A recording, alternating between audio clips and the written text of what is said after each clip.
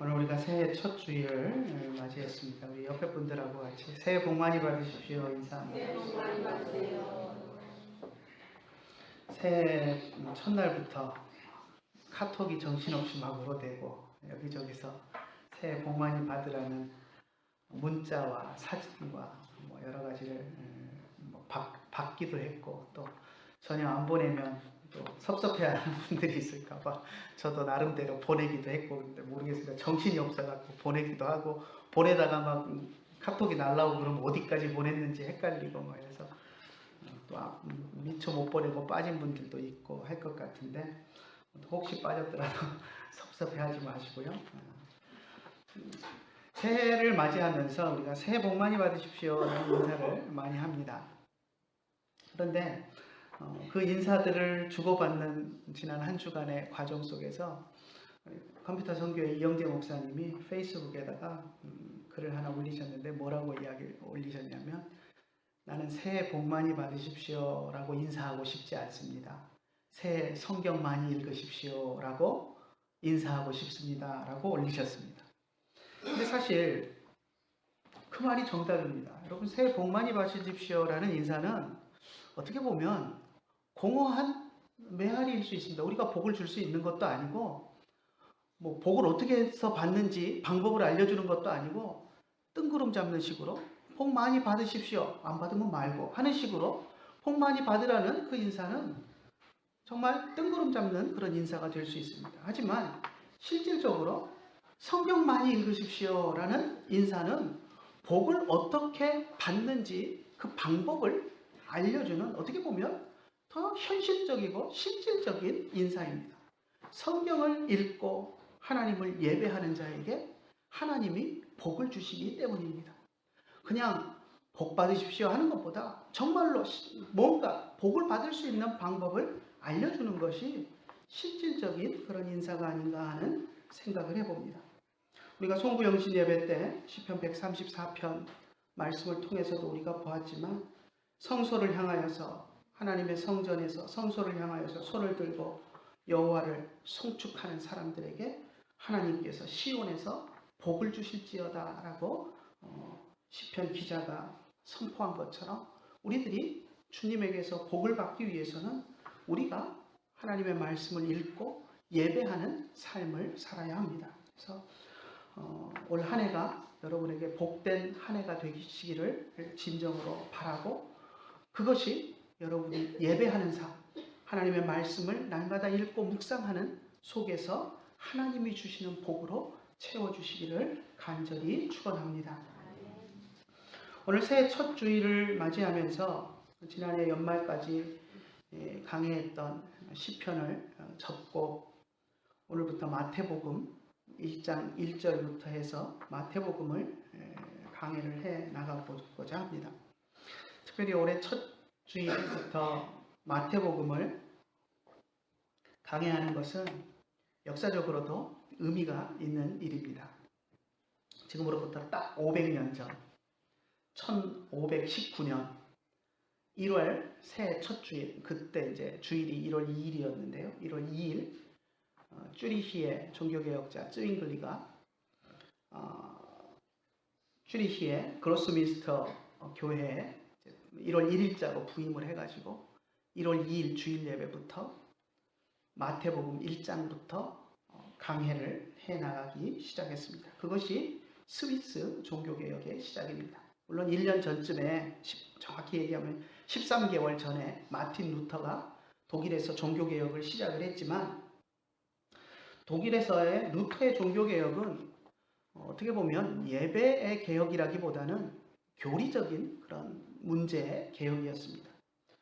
마틴 루터는 천주교의 그런 면죄부 판매, 죄를 사해준다는 그 종이쪽지, 교황이 발행한 종이쪽지 면죄부를 판매하는 그것에 반대해서, 구원은 면죄부를 산다고 받는 것이 아니다, 우리가 죄 용서함을 받고 구원을 받는 것은 예수 그리스도를 믿는 믿음으로 구원을 받는 것이다 라는 그것을 제기하면서 종교개혁을 시작을 했지만, 예배나 이런 면에 있어서 개혁은 사실 크게 뒤따라오지를 못했습니다.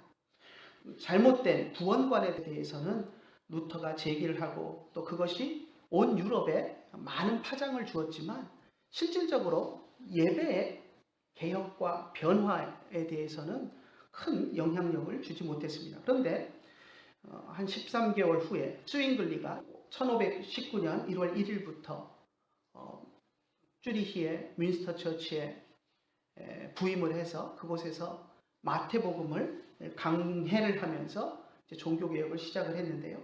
그 당시에 주일 천주교의 미사라 그러죠. 주일 예배는 천주교 교황청에서 내려온 그런 지시된 그 지시서에 의해서 정해진 말씀을 읽고 정해진 대로 해나가야 하는 그런 룰이 있었습니다. 그런데 스윙글리가 그 룰을 다 무시해버리고 마태복음 1장 1절부터 시작해서 연속 강해를 해나가기 시작했습니다. 이제 라틴어로 그 당시에 쓰던 라틴어로 렉티오 컨티누나라는 이야기를 하는데요.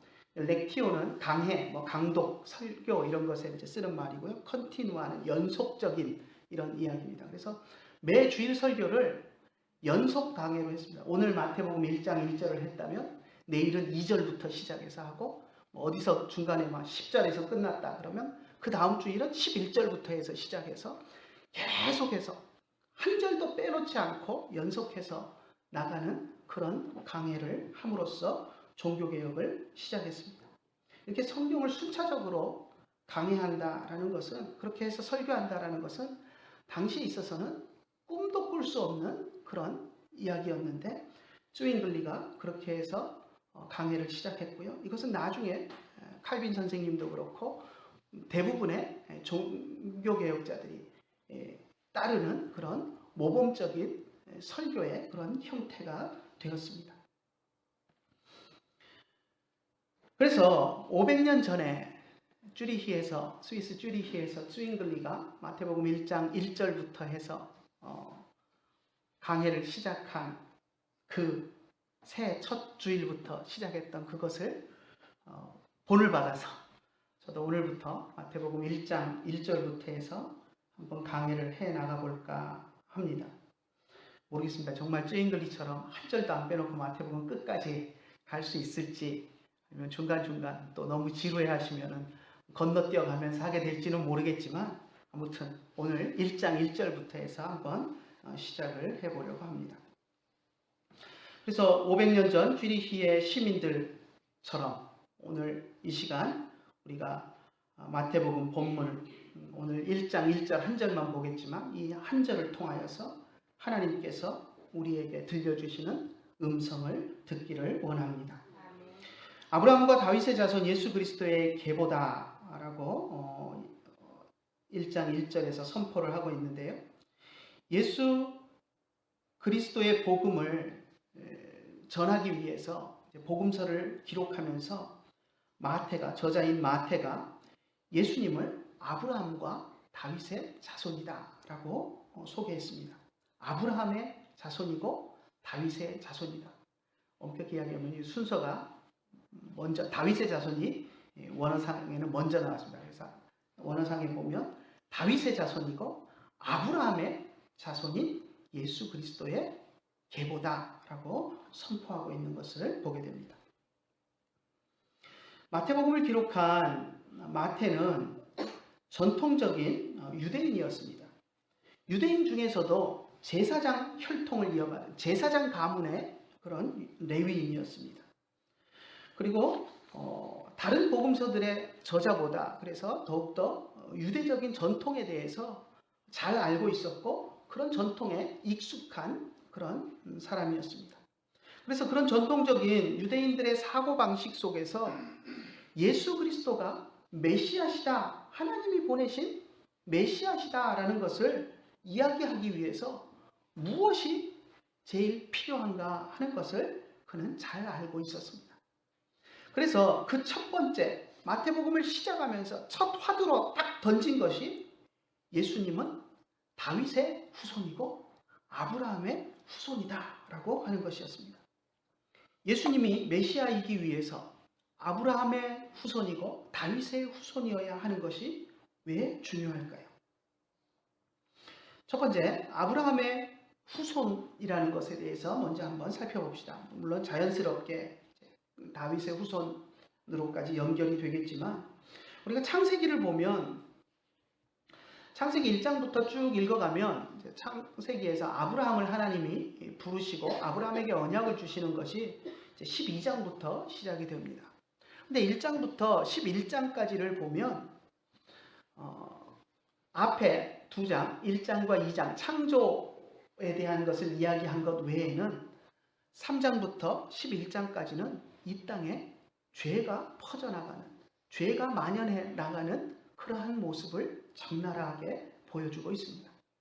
그리고 나서 그 죄의 문제를 해결하기 위해서 하나님이 아브라함을 택하시고 그 죄의 문제를 어떻게 해결해 주실 것인지 아브라함에게 언약 주시는 그 모습을 우리가 볼 수 있습니다. 창세기 1장, 2장은 천지창조입니다. 그죠? 우리가 잘 아는 대로 1장은 첫째 날, 둘째 날, 셋째 날 해가면서 하나님이 7일 동안 세상을 창조하신 이야기를 하고 있고요. 2장은 특별히 우리 인간의 창조에 대해서 초점을 맞춰서 에덴 동산의 모습과 이런 것들을 그리고 있는 것이 2장입니다. 그리고 나서 이제 3장부터는 인간의 죄와 타락에 대해서 이야기하기 시작하는데요. 3장에 보면 에덴 동산에서 아담과 하와가 선악과를 먹음으로써 죄를 범하는 그런 장면을 보여줍니다. 그리고 아담과 하와가 에덴 동산에서 죄 때문에 쫓겨난 이후 아담의 후손들에게 죄가 퍼져나가는 것이 그 다음 장 4장부터 펼쳐집니다. 4장에 무슨 내용이 나오죠? 가인이 아벨을 죽이는 이야기가 펼쳐집니다. 아담이 제일 먼저 낳았던 두 아들 가인과 아벨. 그런데 형 가인이 동생 아벨을 시기하고 질투해서 죽이는 그런 장면이 펼쳐집니다. 3장에서 에덴 동산에서 아담이 지은 죄가 그 죄가 후손들에게 전가되었을 뿐만 아니라 그 후손들이 이제 아담보다 더 지독스러운 죄악 가운데로 빠져들어가는 그런 모습들을 보여주고 있는 것입니다. 그래서 4장 처음 에덴 동산에서 쫓겨난 이후 첫 시작부터 아담의 큰아들 가인이 둘째 아들 아벨을 쳐 죽이는 그런 사건이 펼쳐지고요. 사실 아담이 에덴 동산에서 범죄했을 때에는 하나님께서 아담에게 네가 어디 있느냐라고 물으셨을 때 아담은 하나님 앞에 부끄러워서 낯을 들지 못하고 내가 벗어서 죄로 인하여 부끄러움으로 내가 숨었습니다. 벗었으므로 숨었습니다. 하나님 앞에서 숨었습니다. 라고 이야기를 했습니다. 죄에 대한 부끄러움이 있었습니다. 그런데 가인은 어떻습니까? 동생 아벨을 죽이고 나서 하나님이 네 동생 아벨이 어디 있느냐라고 물으셨을 때 가인은 뭐라고 대답을 하죠? 모릅니다. 내가 동생을 지키는 자입니까? 라고 하나님 앞에 반문하는 것을 봅니다. 죄에 대한 가책도 부끄러움도 없는 그런 모습을 봅니다. 그만큼 한 세대를 건너면서 이미 죄에 대한 만성적인 그런 내성이 생겼고 죄에 대해서 전혀 부끄러워하지도 죄가 무서운 것이다 라고 생각하지도 않는 그런 모습을 보여주고 있는 것입니다. 그리고 4장 마지막 부분에 보면 이제 가인의 후손들, 가인의 후손들의 이름들이 나열이 되는데요. 그 가운데 등장하고 있는 라멕이라는 사람의 죄악상을 보면 가인의 후손들을 통해서 죄가 얼마나 급속도로 번져가고 있는가 하는 것을 볼 수 있습니다. 창세기 4장 23절에 보면 라멕이 자기 이제 아내 둘을 두었는데요. 아내들에게 뭐라고 이야기하냐면 내게 상처 입은 젊은이를 내가 죽였다. 나에게 상처만 입혔는데 내가 그의 생명을 취해버렸다. 라고 이야기합니다. 그리고 그리고 그 다음 절에 이야기하기를 가인을 죽인 사람은 벌이 7배일진데 라멕을 죽인 사람은 벌이 77배가 될 것이다 라고 하면서 가인의 죄보다 자기의 죄가 훨씬 더 심하고 더 크다라는 것을 자기 스스로가 자랑스럽게 떠벌리는 그런 모습을 보게 됩니다. 그만큼 죄가 가인도 하나님 앞에 뻔뻔스럽게 내가 동생을 지키는 자입니까? 하고 이야기를 했는데 그것보다 이제 몇 대를 걸쳐서 그의 후손이었던 라멕은 죄에 대한 더 뻔뻔스러운 그리고 죄를 당연시 여기는 그러한 모습을 보여주는 것을 보게 됩니다. 하지만 죄는 가인의 자손들에게만 국한되지 않았습니다. 하나님께서 가인이 죽인 둘째 아들 아벨 대신에 셋이라는 아들을 주셨고 그 후손을 통해서 이제 계보가 이어지게 하시는데요. 창세기 5장에 보면 그 족보가 아담으로부터 해서 셋이라는 이제 세 번째 아들을 통해서 이어가는 계보를 하나님이 쭉 이야기를 하십니다.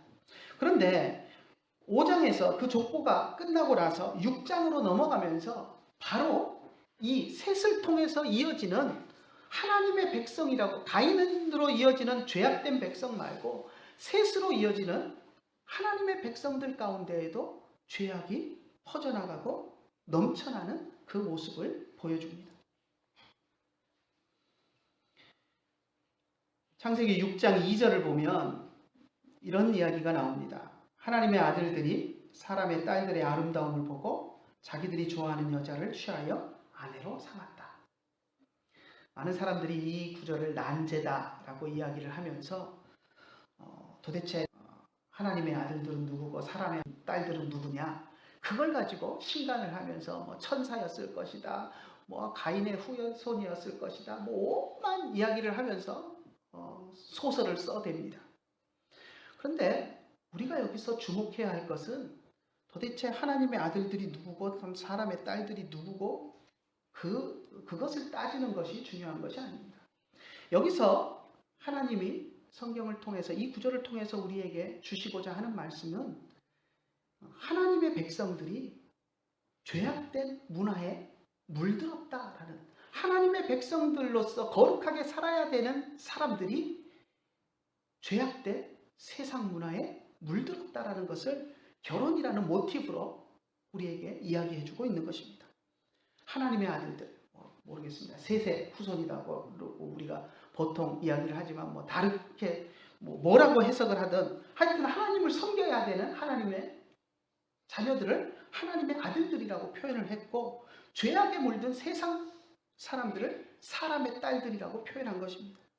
하나님의 아들들이 하나님을 섬기고 거룩한 삶을 살아야 하는 하나님의 백성들이 하나님을 알지 못하고 죄악에 물들어 있는 세상 사람들과 어울려 그 문화에 합하여진 그 모습을 결혼이라는 모티브로 우리에게 이야기하고 있는 것입니다. 그래서 하나님을 알지 못하고 죄악에 물들어 있는 그 사람들의 문화를 좋게 보고 그것을 받아들여서 들여와서 죄악 가운데 행하였다라는 것을 이야기하고 있는 것입니다. 그래서 이 모습을 보면서 하나님이 슬퍼하십니다. 6장 3절에 보면 그래서 나의 영이 영원히 사람과 함께하지 않겠다라고 슬퍼하시는 하나님의 음성을 우리가 들을 수 있고요. 그리고 나서 6장 6절에 보면 하나님이 사람을 지으신 것을 후회하시고 한탄하시는 그런 표현까지도 하시는 모습을 보게 됩니다. 사람들이 하나님의 백성들이 죄악 가운데 물들어가는 것을 하나님이 심히 염려하시고 슬퍼하시는 모습입니다. 그래서 결국 노아 시대의 홍수를 통해서 대홍수를 통해서 하나님은 세상을 심판을 하십니다. 세상 죄악된 문화를 다 쓸어버리시고 그리고 노아와 그의 자녀들만 방주를 통해서 구원하시고 남겨두십니다. 자, 그러면 어떻게 해야 됩니까? 노아와 그 후손들로 인해서 이제 죄악된 문화는 홍수에 싹 쓸려서 심판을 받았고, 노아와 그 후손들, 하나님 앞에 구원받은 거룩한 백성들이 방주에서 나와서 또 자손을 낳으며 번성해 가면 그 후손들은 어떻게 살아야 합니까? 하나님 앞에 거룩하게 살아야 합니다. 하나님을 예배하며 살아야 합니다. 그런데 홍수 이후에 성경을 읽어보면 어떤 내용이 나옵니까? 그들이 번성해 가면서 하나님을 대적하고 하나님 앞에 죄악을 범하는 모습이 기록됩니다. 그 대표적인 예가 뭡니까? 바벨탑입니다. 11장에 나오는, 창세기 11장에 나오는 바벨탑 사건입니다.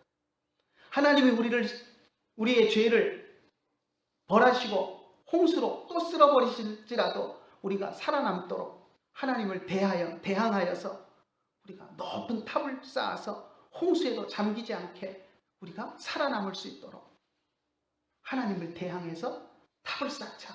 이것이 바벨탑이었습니다. 바벨탑은 하나님을 대항한 죄악된 마음에서 나온 것이었습니다. 결국 하나님이 이 바벨탑을 끝내버리시기 위해서 사람들의 언어를 나누셨고, 그래서 사람들을 언어에 따라서 여러 민족으로 흩으심으로 바벨탑을 쌓지 못하도록 만드시는 모습을 보게 됩니다. 여기까지 창세기 11장까지의 모습을 보면 하나님의 백성들은 물론이고 이 땅의 모든 사람들이 점점 더 죄악 가운데로 죄로 더 깊어지는 그런 모습을 볼 수 있습니다. 결국 하나님이 인간의 그 죄악된 모습을 보시면서 그들을 죄악 가운데서 구원하기 위해서 아브라함을 택하여 부르시고 아브라함에게 하나님의 구원 방식을 언약으로 주신 것이 바로 아브라함을 부르신 사건입니다. 아브라함을 부르실 때 하나님이 아브라함에게 주시는 언약의 말씀들을 보면, 물론 아브라함에게 별과 같은 많은 자손을 주고 가나안 땅을 주시겠다라는 약속을 하시기도 하지만 그것은 표면적인 약속이고, 정말 하나님이 아브라함에게 주시고자 하는 약속은 무엇이냐면 아브라함을 통해서 우리의 죄의 문제를 해결하고 우리를 구원하실 메시아를 보내시겠다라는 것이었습니다. 창세기 12장 3절을 보면 아브라함에게 하나님이 땅의 모든 민족이 너로 말미암아 복을 받으리라 라고 말합니다. 여기서 너로 말미암아 라고 번역된 말은 히브리어로 보면 베카입니다. 베카. 네 안에서, 너 안에서, 너의 안에서 복을 받을 것이다. 이건 무슨 의미냐면 아브라함 안에서, 아브라함 안에 있는 아브라함의 후손의 씨가 아브라함 안에 있다라고 생각을 하고, 아브라함 안에서, 아브라함 안에 있는 아브라함의 후손을 통하여서 세상 모든 민족이 복을 받을 것이다 라고 하신 이야기입니다. 아브라함의 자손으로 오실 메시아를 통해서 인류를 죄 가운데서 구원하시겠다라는 약속을 말씀해 주신 것입니다. 이 약속은 아브라함의 아들 이삭과 야곱에게로 고스란히 이어집니다. 이삭에게, 창세기 26장 4절에 보면 이삭에게 약속의 말씀을 주시는데요, 아브라함에게 하셨던 말씀과 똑같습니다. 땅의 모든 민족이 너로 말미암아 내 자손을 통해서 복을 받으리라 라고 말씀하셨는데 26장 4절에 보면 이삭에게 똑같은 말씀을 하십니다. 세상 모든 민족이 내 자손을 통해서 복을 받을 것이다. 그 다음에 이삭의 아들 야곱에게 또 28장에 보면 똑같은 약속을 하시는데요, 28장 14절에 보면 야곱에게 이 땅의 모든 민족이 너와 내 자손을 통하여 복을 받을 것이다. 아브라함의 후손으로 오는 메시아를 통해서 이 땅의 모든 민족이 죄 사함을 받고 구원을 받게 될 것이다 라는 언약의 말씀을 주신 것입니다. 하나님께서 아브라함과 이삭과 야곱에게 주셨던 이 메시아에 대한 언약은 야곱의 12아들 가운데 유다지파, 그리고 유다지파 가운데 다윗 왕의 가문으로 그 언약이 승계가 됩니다. 야곱이 죽으면서 12아들들에 대해서 축복하는 그 모습이 창세기 49장에 나오는데요, 거기에 보면 유다지파에 대해서 예언을 하면서 이렇게 이야기합니다. 한번 같이 읽어볼까요? 49장 10절입니다. 왕의 홀이 유다를 떠나지 않을 것이니 그의 지팡이의 소유자가 오실 때까지 그 발 사이에서 떠나지 않으니 실로가 오시기까지 그에게 모든 백성이 복종하리라. 왕의 홀을 이야기합니다. 여러분, 홀이 뭡니까? 홀? 옛날 단어가 돼서 많이들 잘 모릅니다. 홀이 뭐냐면 막대기인데 왕의 권위를 상징하는 막대기입니다. 다음 셋째 줄에는 지팡이라고 번역했는데 똑같은 겁니다.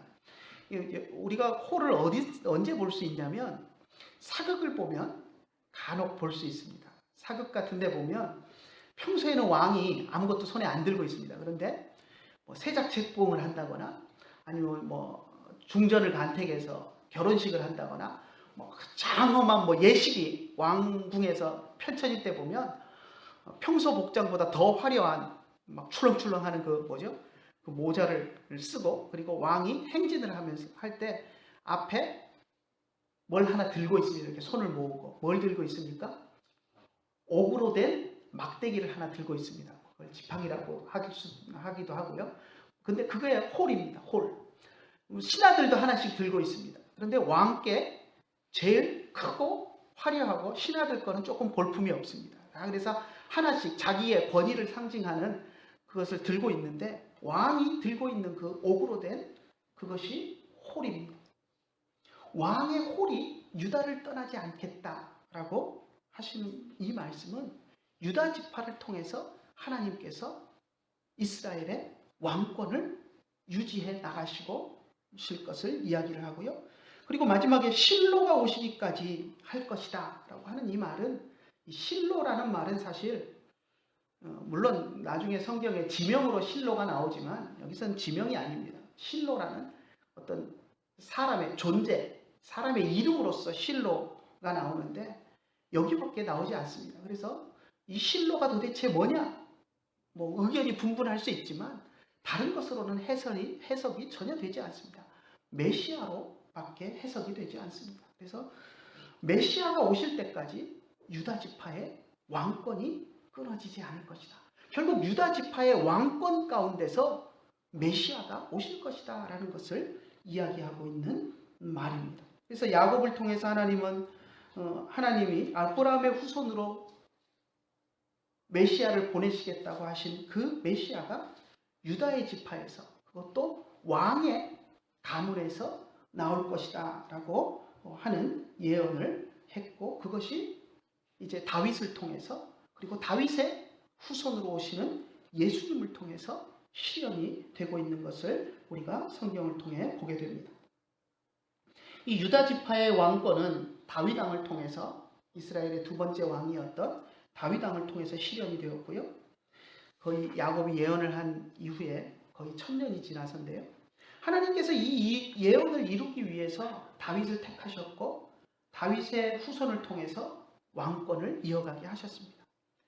이스라엘이 남북으로 나뉠 때에도 북왕국 이스라엘은 계속 반란으로 왕의 가문이 몰락하고 새로운 집안이 왕의 가문을 세워가고 또 몰락하고 반역으로 또 새로운 왕이 등장하고, 이스라엘은 수없이 왕의 가문이 몰락하고 새로운 왕의 가문이 생겨나지만 남왕국 유다는 그 혼란 속에서도 끝까지 다윗 왕의 후손들로 남왕국 유다가 바벨론에 멸망할 때까지 그 왕위가 전혀 끊어지지 않고 이어지는 그런 모습을 우리에게 보여줍니다.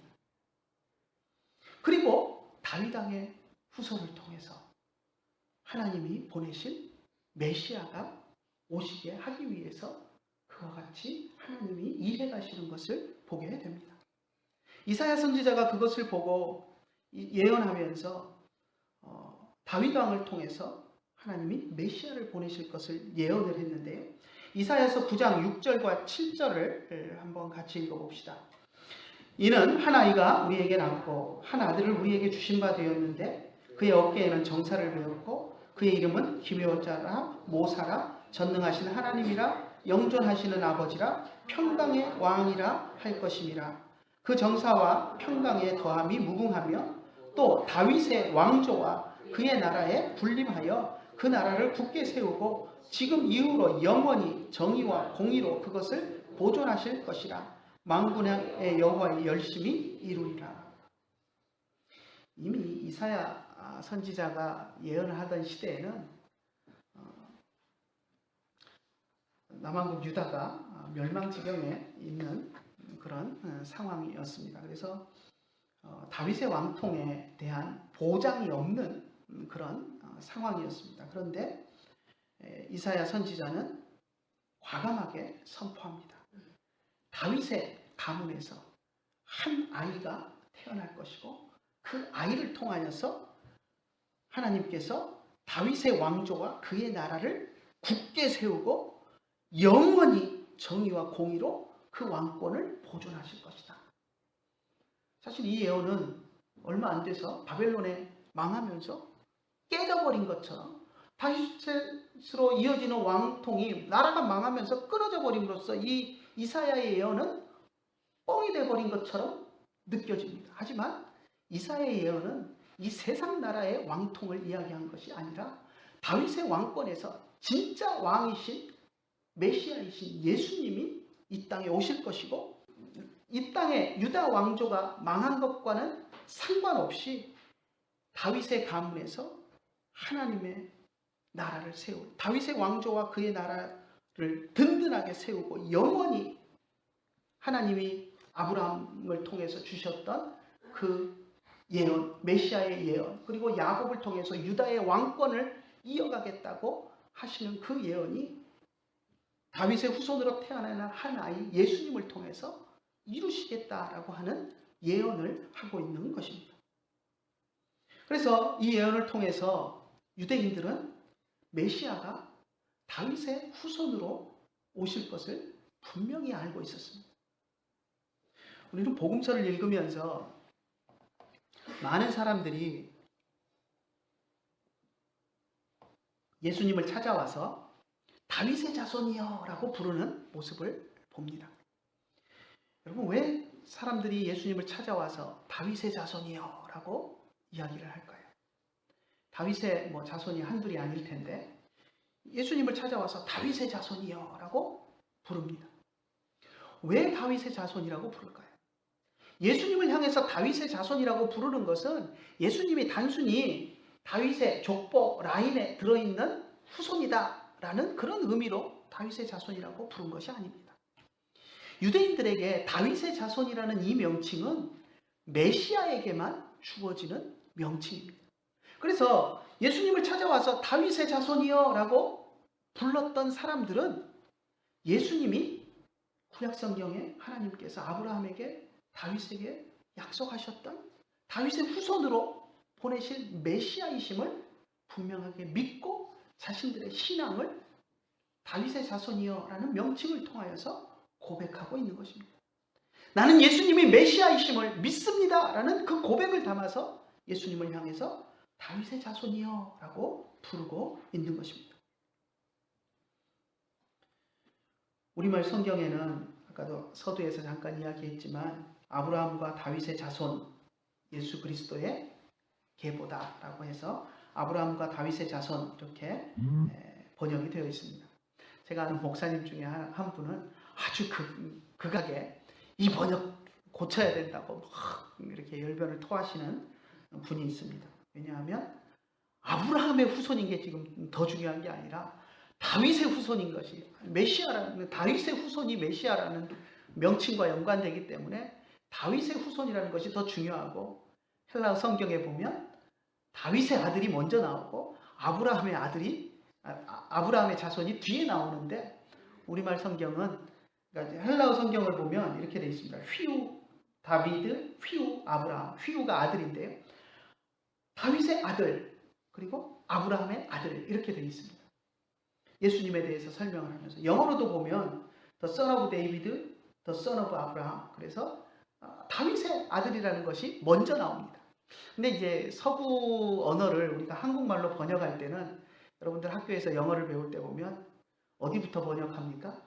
뒤부터 번역해 옵니다. 그죠? 우리가 학교에서 그 문법을 배우면서 영어 문장을 번역할 때는 뒤에서부터 번역해, 우리와 이제 어순이 다르기 때문에 뒤에서부터 번역해 오던 그 습성이 있어서 아마도 번역하시는 분들이 뒤에 있는 아브라함의 아들을 먼저 생각하고, 그리고 그것도 이제 둘 다 아브라함의 아들 다윗의 아들이니까 아들 둘 다 똑같은 거니까 그 후손 아들이라는 단어는 하나로 뭉치자. 그리고 아브라함과 다윗의 후손, 아브라함과 다윗의 아들, 이렇게 번역을 한 것 같습니다. 그런데 분명히 나눠져 있고 다윗이 먼저 나온다라고 해서 목사님은 다윗을 먼저 넣어서 다윗의 아들 그리고 아브라함의 아들 이렇게 번역해야 된다라고 열변을 토하시는 목사님이 한 분 계시는데, 아무튼 그분의 말도 틀리지 않습니다. 그래서 그분이 이야기하는 것처럼 다윗의 아들이라는 것은 정말로